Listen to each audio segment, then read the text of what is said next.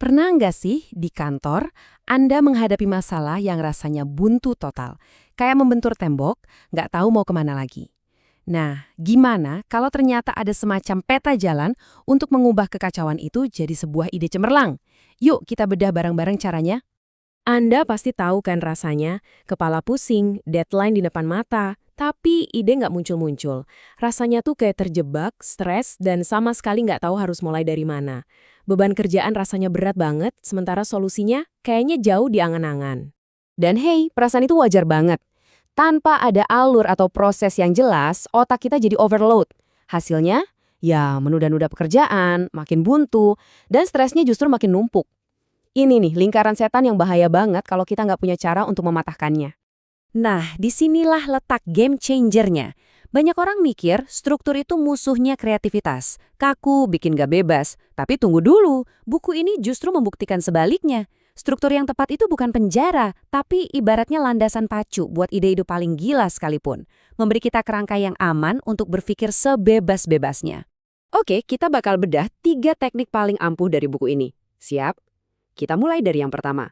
Sebuah metode kelompok yang kayaknya semua orang tahu. Tapi, mungkin belum banyak yang benar-benar paham cara memaksimalkannya. Jadi, brainstorming itu intinya ngeroyok masalah. Coba bayangin deh, satu tim, semua otaknya dipakai buat menyerbu satu masalah dari berbagai sudut, bareng-bareng. Nggak ada ide yang salah, semua dilempar aja ke forum. Nah, rahasia brainstorming yang berhasil itu ada di 4 aturan emas ini. Dan ini bukan sekedar saran ya, ini wajib. 1. No criticism. Kenapa? Biar semua orang percaya diri untuk ngomong, nggak takut dijudge. 2.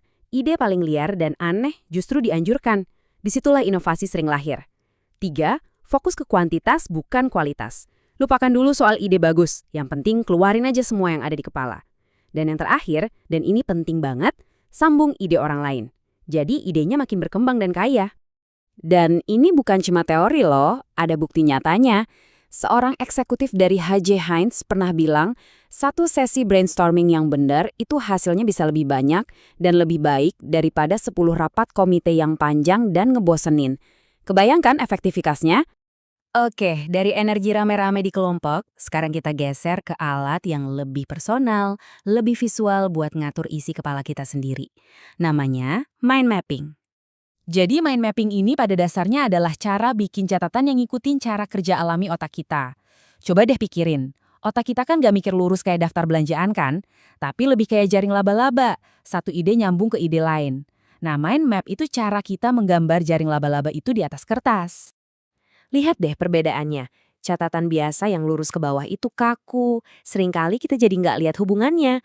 Tapi kalau mind map, wih, semua koneksi antar ide langsung kelihatan. Kita bisa lihat gambaran besarnya sekaligus detail-detail kecilnya dalam satu waktu. Bikinnya juga gampang banget kok. Mulai aja dari satu ide utama di tengah kertas. Terus tarik cabang-cabang buat tema-tema penting. Nggak usah tulis kalimat panjang, cukup kata kunci aja. Kasih warna-warni biar seru dan otak kita lebih gampang ingat. Serius, ini alat yang simple tapi powerful banget. Nah, teknik yang ketiga ini agak beda. Kita bakal belajar caranya nyontek solusi dari tempat yang sama sekali nggak kepikiran. Ini dia kekuatan dari analogi kreatif. Konsepnya sederhana tapi jenius. Kalau kita lagi buntu sama satu masalah, coba deh cari. Ada nggak sih masalah yang mirip di bidang lain yang udah ada solusinya? Jadi kita kayak meminjam kejeniusan dari dunia lain untuk diterapkan pada masalah kita. Biar kebayang, kita pakai contoh klasik yang pasti semua orang tahu. Gimana caranya bikin keripik kentang nggak remuk di dalam bungkusnya? Ini masalah yang bikin pusing produsen snack selama bertahun-tahun loh. Dan ternyata jawabannya itu bukan datang dari para insinyur mesin yang mikirin kemasan yang lebih canggih. Sama sekali bukan. Jawabannya datang dari alam.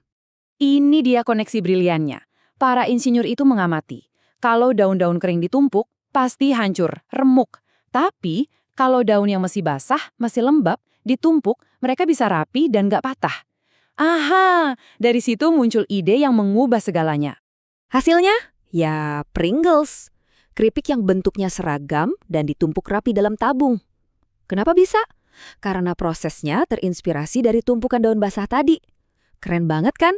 sebuah inovasi ikonik yang lahir dari sebuah analogi sederhana dengan alam. Oke, dari 3 teknik tadi, apa sih benang merahnya? Mari kita tarik kesimpulan gimana caranya struktur bisa jadi jalan keluar dari kekacauan menuju kesuksesan. Jadi ini poin utamanya yang harus kita ingat.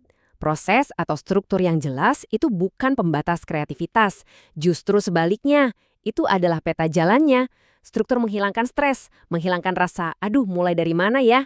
Dan justru memberi ruang bagi otak kita untuk menjadi liar dan kreatif. Jadi sekarang Anda punya 3 senjata baru di kotak peralatan kreatif Anda. Ada brainstorming buat ngeroyok ide bareng tim dalam ruang yang aman. Ada mind mapping buat memetakan pikiran yang ruwet jadi jelas. Dan ada analogi buat mencari inspirasi dari tempat-tempat yang gak terduga. Nah, sekarang giliran Anda. Coba pikirkan deh, satu saja masalah di kerjaan yang lagi bikin pusing sekarang. Dari 3 teknik tadi, kira-kira mana yang mau Anda coba duluan? Siapa tahu solusi brilian berikutnya hanya butuh 1 langkah terstruktur dari Anda.